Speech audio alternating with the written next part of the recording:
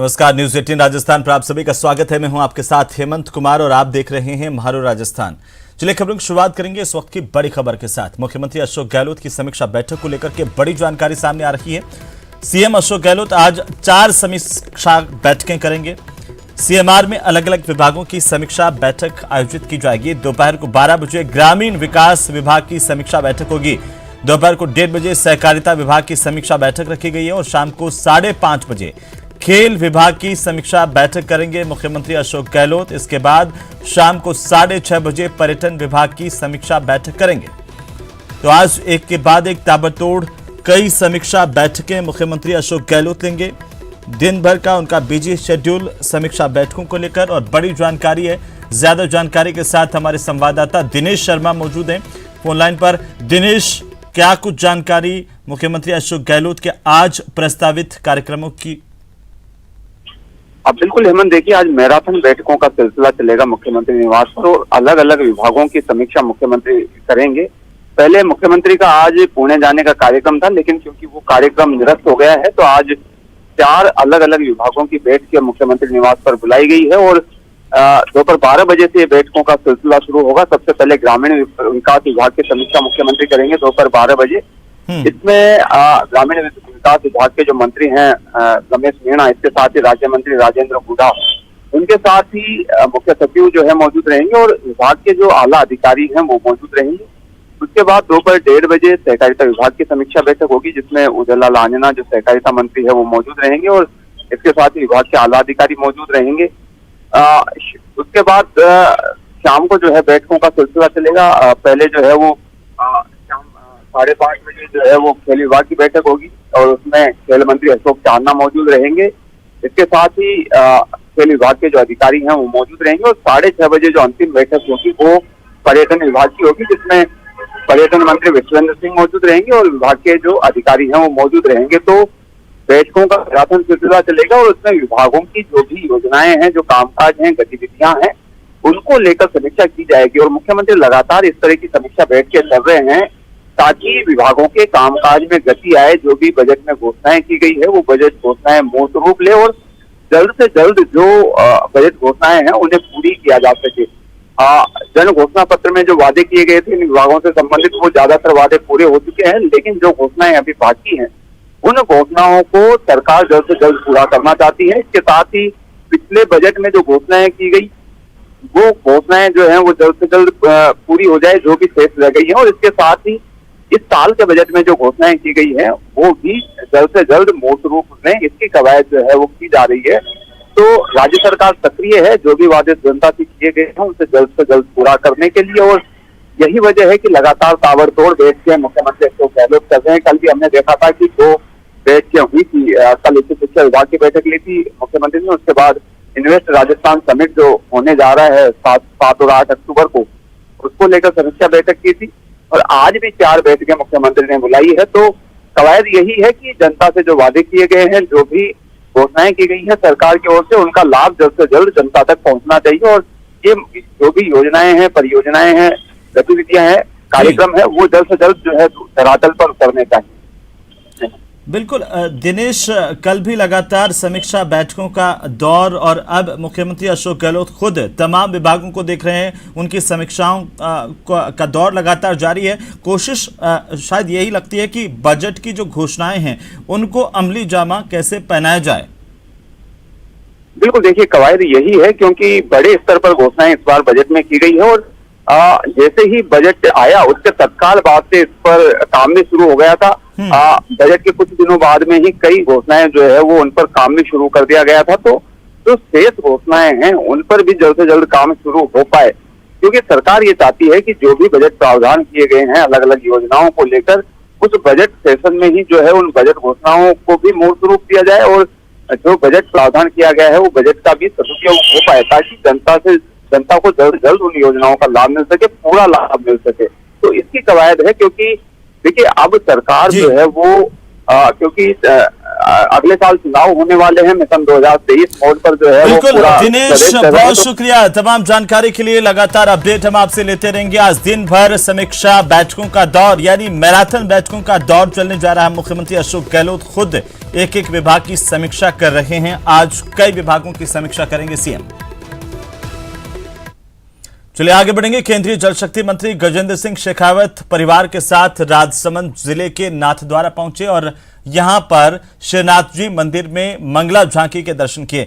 दर्शनों के बाद मंदिर की परंपरा के मुताबिक मंदिर मंडल के अधिकारियों ने उपरना उठा करके और श्रीनाथ जी का प्रसाद भेंट कर गजेंद्र सिंह शेखावत और उनके परिवार का स्वागत किया। बाद में पत्रकारों से बातचीत करते हुए गजेंद्र सिंह शेखावत ने प्रदेश की सरकार पर जमकर निशाना साधा। उन्होंने कहा कि प्रदेश की सरकार ने जनता का विश्वास खो दिया है। जिस प्रकार से जगह जगह बलवा हो रहा है, उससे यह साफ है कि सरकार एक समुदाय विशेष को खुश करने में लगी हुई है।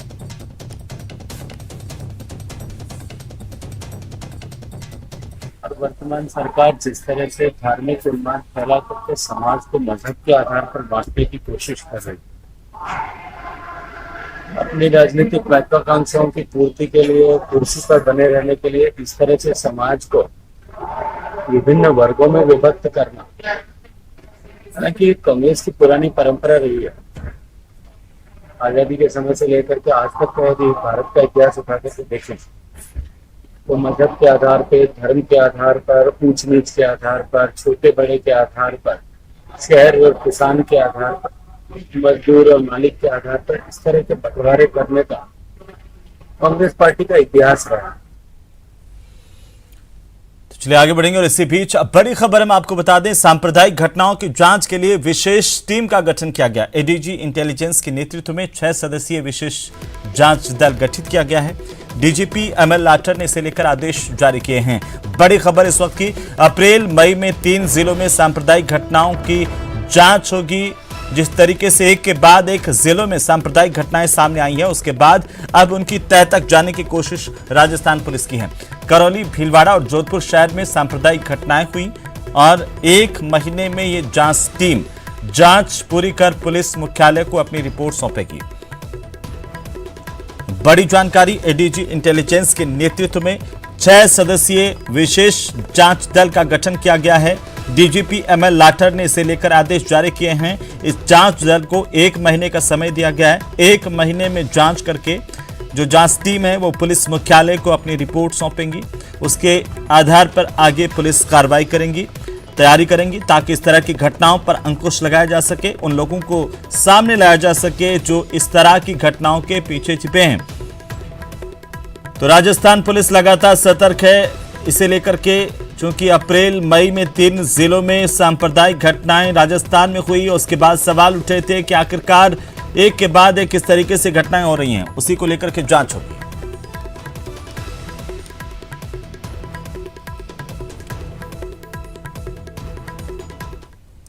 तो चलिए आगे बढ़ेंगे और अब हम बात करेंगे जोधपुर की। और जोधपुर में कर्फ्यू को लेकर के बड़ी अपडेट सामने आ रही है। 8 मई तक कर्फ्यू बढ़ाया गया है। आज सुबह 8 बजे से लेकर के 12 बजे तक कर्फ्यू में ढील दी जा रही है।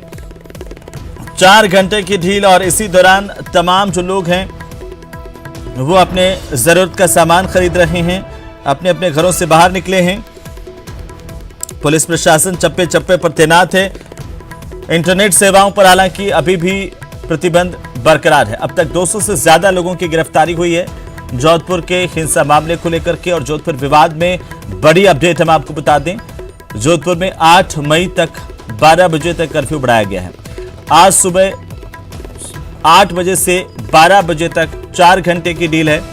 कल 2 घंटे की ढील दी गई थी और इसी दौरान पुलिस प्रशासन ने पूरी तरह से शांति पाई। लोगों ने अपनी जिम्मेदारी को समझा, शांतिपूर्ण तरीके से ढील में अपना सामान खरीदा और उसके बाद वापस अपने घरों को तय समय पर लौट गए। इसके बाद अब पुलिस ने जो कर्फ्यू में ढील है उसको 4 घंटे तक बढ़ाया है।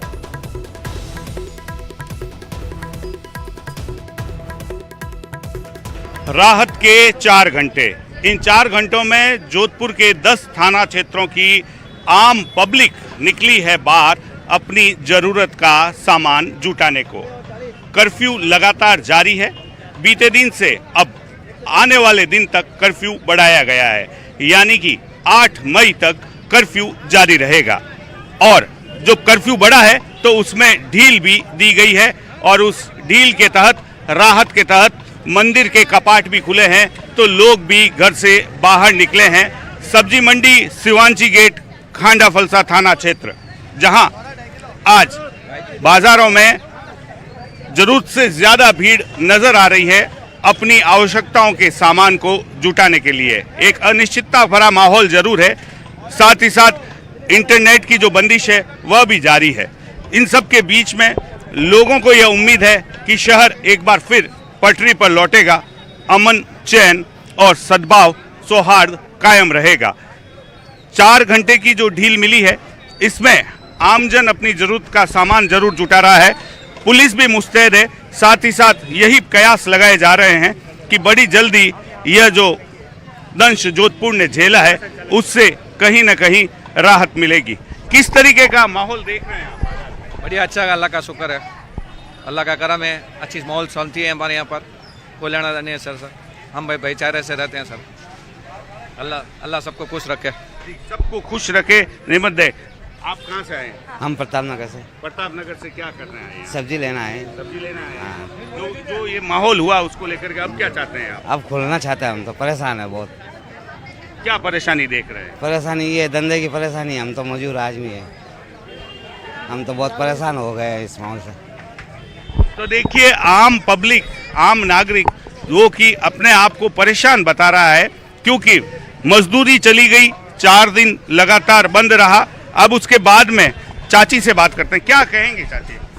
हाँ भैया, कैसे हमारा इधर बहुत अच्छा माहौल है, कोई हमारा लड़ाई नहीं है। बंदूकों न खोल दो, हमारे मिंदर सामने खिड़की है, मैं सुबह साड़ी उड़ार करने बैठा उठो, कोई झगड़ा नहीं है, सब बढ़िया रहता है। हमारा एक घर है, मन कोई दिक्कत नहीं है, हमारी दिक्कत दुकान न खोलो। आप इतने उम्र आपने ली है, जोधपुर का क्या रिवाज रहा है? मैं इतना साल या बढ़िया बेड़ी बैठी हूँ, कोई मार लड़ी नहीं है। मारा बेटा हूँ बता है, मारा इना भी नहीं है जन, मारा भी नहीं है जन। चाची का ये कहना है कि ये बनिया परिवार के साथ पली बड़ी हुई हैं इन, और मंदिर बिल्कुल सामने है, मंदिर से रोज ये गुजरते हैं। किसी तरह की कोई लड़ाई या किसी तरह का कोई फसाद ना तो ये चाहते हैं, ना इन्हें पसंद है। तो कुल मिलाकर के लोगों का ये मानना है कि अब जो व्यापार खुलना चाहिए, लोगों की ये उम्मीद है। जी, क्या मानेंगे आप? ये तो अच्छा है, यहाँ पे कोई ऐसी लड़ाई वाली कोई बात नहीं है। मंदिर के सामने हमारी दुकान है, कोई प्रॉब्लम नहीं है, सब भाईचारे से रहते हैं हम, कोई प्रॉब्लम नहीं है इधर। और शिवाजी गेट में पहली बार हुआ है, ऐसी कोई बात ही नहीं हुई है। और ये अपना बहुत वातावरण अच्छा है, हम भाईचारे से रहते हैं, कोई प्रॉब्लम नहीं है यहाँ पे, और ना कोई परेशानी है। और दुकान खुली है तो हम भी सब साथ में रहते हैं, कोई परेशानी नहीं है, कोई झगड़ा लड़ाई नहीं करते हैं। तो कुल मिलाकर के आम जन की पीड़ा बिल्कुल जायज़ है। लोग ये चाहते हैं कि व्यापार एक बार फिर खुले, शांति सद्भाव का माहौल लगातार कायम रहे और लोग एक बार पुनः जोधपुर के अपने जीवन की पटरी पर गुजर बसर सामान्य रूप से कर सके। जोधपुर के शिवांची गेट क्षेत्र से कैमरा पर्सन शेर सिंह के साथ रंजन दवे, न्यूज़ 18 राजस्थान। तो जोधपुर में हुए सांप्रदायिक तनाव के बाद कर्फ्यू लागू और इसी बीच धर्मगुरुओं ने लोगों से शांति और सद्भाव को बनाए रखने की अपील की है। मुस्लिम समाज के मुफ्ती शेर मोहम्मद खान रिजवी मुफ्ती आजम ने कहा है कि हम सभी को एक बार फिर मिलकर के शांति के साथ रहना होगा। इसके अलावा ईसाई समाज के रेवरल जितेंद्र नाथ ने भी शांति और भाईचारा बनाए रखने का अनुरोध लोगों से किया है। वहीं अचलानंद गिरी महाराज ने कहा है कि मेरी यही कामना है कि जोधपुर वासी वसुधैव कुटुंबकम के सूत्र के साथ एक दूसरे के साथ मिलजुल करके रहें।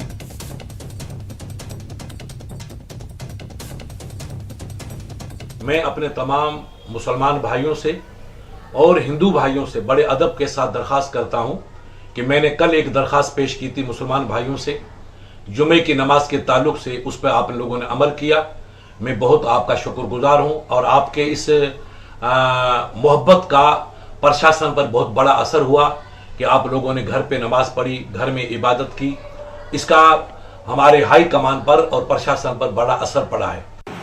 धर्मात्मा सरल भाव की नगरी है, परंपरा शांति की नगरी, भाईचारे की नगरी। हिंदू मुस्लिम हमारी 2 आंखें हैं और आंखों में प्रेम से चलता आ रहा है ठेठ तक। अभी जो कल परसों अशांति तत्व हुआ है, सबको कहना है कि हमें इस भाव को वसुधैव कुटुंब समझकर को शांत करें एवं सबको लेके चलें, विरोध भावना चाहिए। आप सबसे अपील करना चाहता हूं, जोधपुर वासियों से, जो कुछ भी पिछले दिनों में हमारा यहाँ शांति को ख़राब करने का प्रयास कुछ लोगों के द्वारा किया गया, मैं निवेदन करता हूँ कि आप सब जन शांति बनाए रखें, भाईचारा बनाए रखें। हम चाहे जिस भी धर्म को मानते हैं, जिस भी जगह पर रहते हैं, हम सब जोधपुरवासी हैं, एक दूसरे से हम प्रेम करें और जो भी हुआ है उसको भूलकर एक बार फिर जोधपुर की शांति को बहाल करने में सहयोग करें। 3 मई से जो जोधपुर का घटनाक्रम प्रारंभ हुआ और हम सभी आज कर्फ्यूग्रस्त क्षेत्रों में बैठे हैं, जोधपुर की जो अपनायत का एक मिसाल कायम करता है उसको शायद किसी की नज़र लग गई है। आप सभी, हम सभी मिलकर उस नज़र को उतारते हैं। आप सभी से मैं विनती करता हूँ, सभी हिल मिल कर रहें, सभी संप्रदाय एक दूसरे के साथ सद्भावना कायम करें। जोधपुर नगरी सूर्य नगरी एक शांति प्रिय नगरी है। इसमें सवेरे प्रभात में जैसी चीज़ों की चाह चाट होती है, उसी के साथ में जैसे यहाँ गुरु पूजन होता है, ये सब पूजन होता है। यहाँ हर बार इस नगरी में, सूर्य नगरी में कम से कम 15-20 जगह रामायण, भागवत और कथाएं, शुभ अवसर, शुभ कार्य किए जाते हैं। आज तक अपन जोधपुर में भाईचारा और सहयोग से, एक दूसरे के सहयोग से अपन काम करते आए हैं और एक दूसरा का त्यौहार, ईद हो चाहे धार्मिक पर्व हो, एक दूसरा अपन हिंदू मुसलमान साथ मनाते आए हैं और आज तक यही होता आया है और होता रहेगा। तो चलिए आगे बढ़ेंगे। अजमेर के नौसर घाटी क्षेत्र में 2 गुटों में झगड़ा हो गया। झगड़े में एक पुलिसकर्मी और एक युवक भी घायल हुआ है। दोनों घायलों को इलाज के लिए निजी अस्पताल ले जाया गया, जहां पर उपचार के बाद दोनों को छुट्टी दे दी गई है।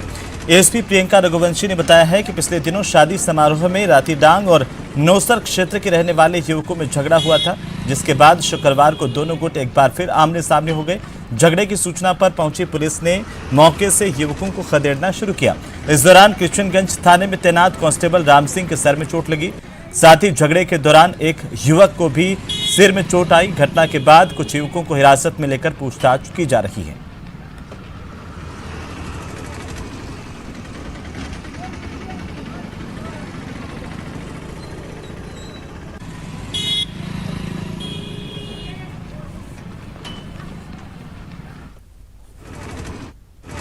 अभी ऑफ लेटली 8:30 बजे के करीब एक इन्फॉर्मेशन आई कि 2 ग्रुप्स जो हैं उनके अंदर लड़ाई जो है वो नौसर के अंदर हुई, जिसके ऊपर जब डिटेल से पूरी चीज़ को देखा गया तो ये बात सामने आई कि कल एक बारात के अंदर यहाँ से रातीडांग और नौसर की साइड से कुछ लड़के गए थे और उस बारात के अंदर इनके अंदर आपसी किसी बात को लेकर मनमुटाव हुआ और या फिर बोलाचाली हुई। उसके ऊपर हम और डिटेलिंग कर रहे हैं कि क्या रीज़न रहे थे।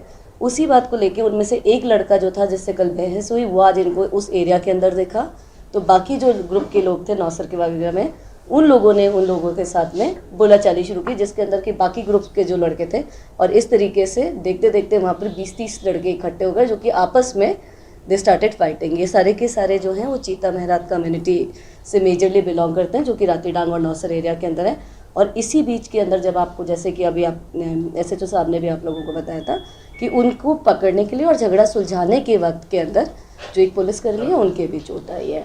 बाकी चीज़ की डिटेल इन्फॉर्मेशन हम पाइल अप कर रहे हैं। जो इस झगड़े में इन्वॉल्व है उनको यहाँ पर जो है वो धीरे धीरे पूछताछ के लिए हम दस्तयाब कर रहे हैं और किसका क्या रोल है इसको आइडेंटिफाई कर रहे हैं। चलिए आगे बढ़ेंगे। अजमेर जिले के नसीराबाद में शुक्रवार की देर रात को सिटी थाना इलाके के घोसी मोहल्ले में बच्चों के बीच हुई मामूली सी बात पर कहासुनी में 2 पक्षों के लोगों के बीच जमकर मारपीट हो गई। घटना में दोनों पक्षों के करीब 4 लोग घायल हुए हैं। सूचना मिलते ही सिटी और सदर थाना पुलिस का जाब्ता मौके पर पहुंचा। मामले की गंभीरता को देखते हुए SP विकास शर्मा और जिला कलेक्टर अंशदीप भी मौके पर पहुंचे। उन्होंने दोनों पक्षों की बैठक लेकर समझाइश करने के साथ ही कस्बे में शांति और सौहार्द बनाए रखने की अपील की है। आज नसीराबाद में जो घटना हुई थी, जब जानकारी मिली तो यहाँ का मौके की सिचुएशन देखने को पुलिस टीम तो आई है, हम भी यहाँ पर मौके पे आए थे। जो देख के पता चला है वो ऐसा बताया गया है कि दो परिवारों के बीच की लड़ाई है और कोई ऐसा प्री प्लान नहीं है, ये तो अभी मोमेंट के अंदर हुआ है। अभी पुलिस जो अपना इन्वेस्टिगेशन है वो तो करेगी। जो लोग जख्मी हुए हैं उनका जेएलएन में इलाज चल रहा है, आउट ऑफ डेंजर है अभी तक जो खबर आई है। तो मारपीट में 4 लोगों के घायल होने की खबर है। सूचना मिलते ही सिटी और सदर थाना पुलिस का जाब्ता मौके पर पहुंचा। मामले की गंभीरता को देखते हुए एसपी विकास शर्मा, जिला कलेक्टर अंशदीप भी मौके पर पहुंचे। दोनों पक्षों की बैठक ली गई है, समझाया गया है। तो चलिए आगे बढ़ेंगे। कोविड स्वास्थ्य सहायकों का धरना लगातार जारी है। बड़ी जानकारी इस वक्त की 37वें दिन भी सीएचए का धरना राजधानी जयपुर के शहीद स्मारक पर चल रहा है। जयपुर में शहीद स्मारक पर सीएचए लगातार डटे हुए हैं। महापंचायत की तैयारियों में सीएचए जुटे हुए हैं। 12 मई को महापंचायत की तैयारी की जा रही है। 13 मई को उदयपुर में कांग्रेस पार्टी के चिंतन शिविर का घेराव करने का ऐलान कोविड स्वास्थ्य सहायकों की ओर से किया गया है। तो सीएचए का प्रदर्शन लगातार जारी है। कोविड स्वास्थ्य सहायकों का धरना जारी है और धरने का आज 36वां दिन है। जयपुर के शहीद स्मारक पर सीएचए अपनी मांगों को मनवाने के लिए डटे हुए हैं, लेकिन सरकार इनकी मांगे मानने को तैयार नहीं है। ये कोविड सहायक 12 मई को नर्सेस दिवस पर महापंचायत करने वाले हैं, जिसकी तैयारी इनकी ओर से की जा रही है। साथ ही सीएचए 13 मई को कांग्रेस पार्टी के उदयपुर में होने जा रहे चिंतन शिविर के घेराव का ऐलान कर चुके हैं। ज्यादा जानकारी के साथ हमारे सहयोगी सौरभ गृहस्थी हमारे साथ जुड़ रहे हैं। सीधे हम सौरभ का रुख करेंगे, राजधानी जयपुर में मौजूद हैं सौरभ। और सौरभ, लगातार इस धरने को देख भी रहे हैं। सौरभ, आज क्या कुछ अपडेट है सीएचए की ओर से, क्योंकि लगातार इनका धरना दिन ब दिन आगे बढ़ता जा रहा है, लेकिन बातचीत कहीं नजर नहीं आ रही है।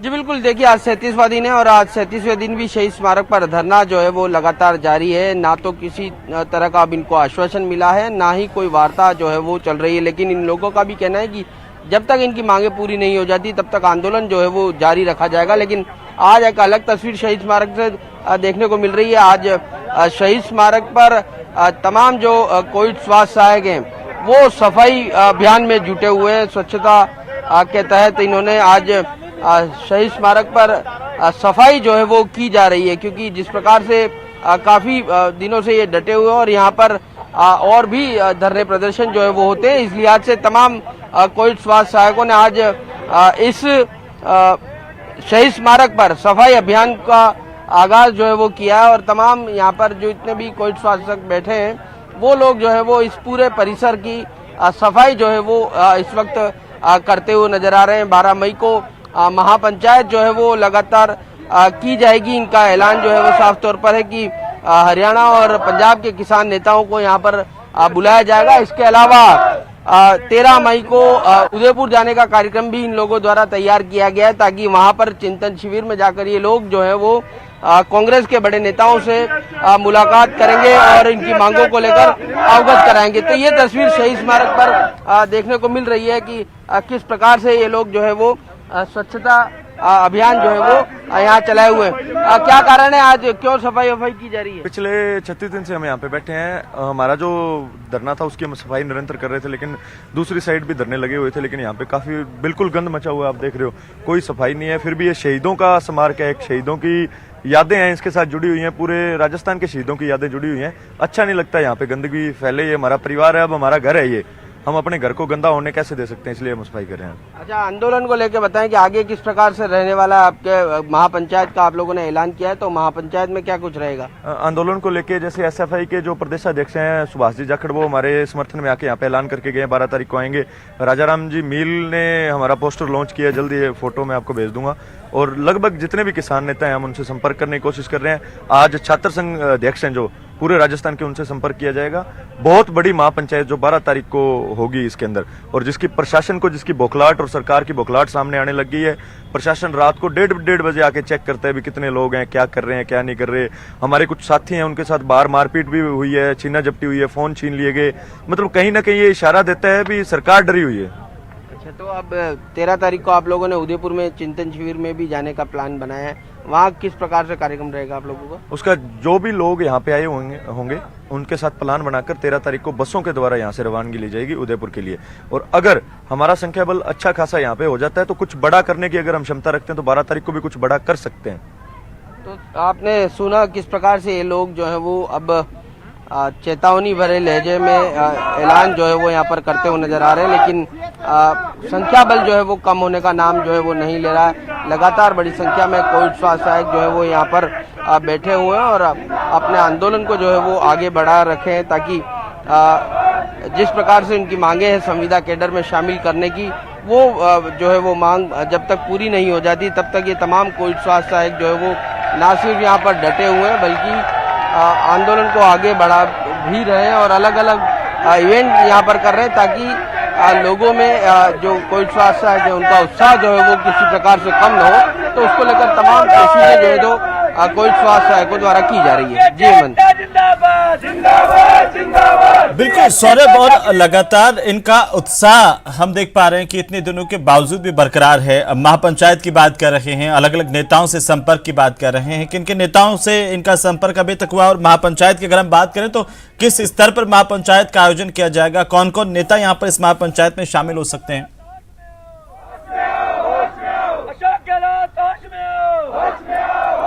बिल्कुल, देखिए किसान नेता राकेश टिकैत से ये संपर्क साधने की कोशिश कर रहे हैं। उसके अलावा पंजाब और हरियाणा के जो किसान नेता दिल्ली में जिन्होंने आंदोलन किया था उनसे ये लगातार संपर्क में है और उनको यहाँ पर बुलाने की कोशिश जो है वो की जा रही है। इनके नेता रवि हमारे साथ बने हुए हैं। रवि, जानना चाहेंगे कौन कौन नेता जिनसे आप लोगों का संपर्क हो चुका है और उन्होंने यहाँ पर अपने यहाँ आने की जो है वो बताया है आप लोगों को यहाँ पर आएंगे? लगभग जैसे राजा राम जी मील हो गए, इनसे संपर्क हो चुका है, उन्होंने आने का हमें पूरा विश्वास दिलाया। महिपाल जी मेला, सुभाष जी जाखड़ हो गए, डल्लेवाल साहब हो गए, उग्राहा जी हो गए, अभिमन्यु जी गुहाट हो गए। मतलब लगभग 30 से 35 किसान नेता और जो छात्र संघ अध्यक्ष है उनसे हमारा संपर्क एक दिन में हो चुका है। और आने वाले समय में हमारी लिस्ट है जो वो लगभग 115 या 120 छात्र संघ अध्यक्ष व किसान नेताओं की है। सभी से संपर्क करके सभी को आने का हम आग्रह जरूर करेंगे। अच्छा, ये राकेश टिकैत से भी आप लोगों की बात बताया जा रहा है कि उनसे भी चर्चा चल रही है, वहाँ किस प्रकार से? उनके पीए हैं सौरभ जी, उनके थ्रू मेरी बात चल रही है राकेश जी से, उन्होंने आश्वस्त किया है भी वो भी आएंगे। बाकी राजा राम जी मील, उनसे भी कल मिले थे, उन्होंने भी वादा किया है भी राकेश जी को वो यहाँ पे 12 तारीख को लेके ही आएंगे। तो हेमंत, आपने सुना कि किस प्रकार से ये लोग किसान नेताओं के संपर्क में है, लेकिन ये अलग तस्वीर जो है देखिए आपको नजर आ रही है कि किस प्रकार से तमाम कोविड स्वास्थ्य सहायक जो है यहाँ पर सफाई अभियान में जो है वो लगे हुए, ताकि यहाँ की सफाई जो है वो ये बता रहे हैं कि सफाई जो है वो प्रशासन द्वारा नहीं कराई जाती, इस लिहाज से ये लोग ही यहाँ पर जुटे हुए हैं और सफाई करके इसको स्वच्छ बनाने की कोशिश जो है वो इनके द्वारा की जा रही है। तो ये आंदोलन जो है वो लगातार आज 37वें दिन में प्रवेश कर चुका है और हर रोज के साथ नई रणनीति, नए कार्यक्रम के साथ ये तमाम कोविड स्वास्थ्य सहायक जो है वो न सिर्फ यहाँ पर जमे हुए हैं, डटे हुए हैं कि जब तक उनकी मांगे पूरी नहीं हो जाती तब तक ये लोग यहीं पर डटे रहेंगे। और खाने पीने का इंतजाम जो है वो आपको दिखा देते हैं किस प्रकार से ये लोग ही यहाँ पर जो है वो खाना बनाते हैं और अपनी तरफ से फंड इकट्ठा किया जाता है इनके द्वारा और एक टाइम का भोजन जो है वो इनके द्वारा यहाँ पर किया जाता है। तो एक तरह से अलग ही माहौल जो है उस शहीद स्मारक पर बना हुआ है, यहीं पर ही भोजन हो रहा है, यहीं पर ही तमाम इनकी गतिविधियां जो है वो हो रही है। लेकिन इतनी भीषण गर्मी के बावजूद भी ये तमाम लोग यहाँ से हटने के लिए तैयार नहीं है। हालांकि ये अलग बात है कि इनकी मांगों पर, इनकी जो डिमांड्स है उसको लेकर किसी तरह का इनको आश्वासन जो है वो अब नहीं मिल रहा, ना ही कोई वार्ता के लिए बुलाया जा रहा है। लेकिन नौकरी ऐसी चीज है जिसके लिए युवा जो है वो परेशान है और यहाँ पर अपना धरना जो है वो लगातार दे रहा है। जी, लेकिन सौरभ, ये लगातार कह रहे हैं कि महापंचायत की जाएगी। महापंचायत का एजेंडा क्या होगा? जो तमाम जो नेता यहाँ पर पहुंचेंगे वो इनको किस तरीके से सपोर्ट करेंगे? और आगे 13 मई को चिंतन शिविर के घेराव का ऐलान भी किया गया है, तो उसकी रणनीति क्या है?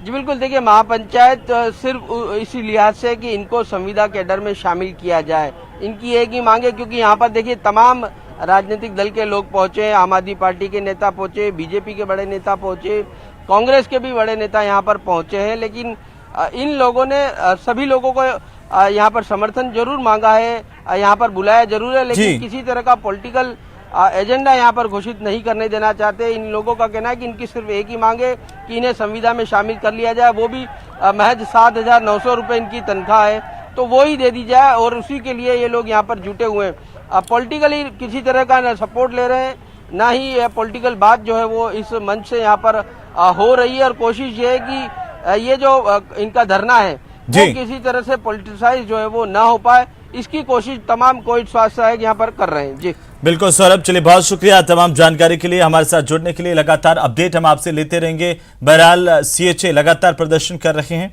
और यहाँ पर रुकेंगे एक छोटे से ब्रेक के लिए, जल्द लौटेंगे, आप बने रहिए हमारे साथ।